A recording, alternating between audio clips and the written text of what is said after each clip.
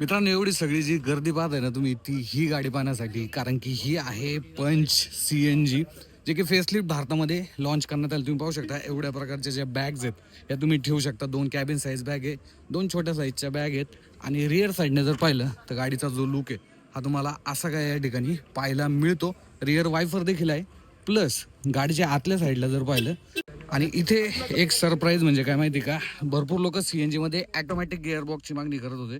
So finally जो AMT gearbox आहे तो गाडीमध्ये आलेला आहे. असं काय इंटेरियर तुम्हाला पाहायला भेटते. हे टॉप मॉडेल आहे. इथे तुम्हाला 10.25 इंचची जी स्क्रीन आहे ही देखील येऊन जाते. इथे जर पाहिलं असं काय स्टिअरिंग व्हील आहे, वरती सनरूफ देखील तुम्हाला या गाडीमध्ये मिळून जातो.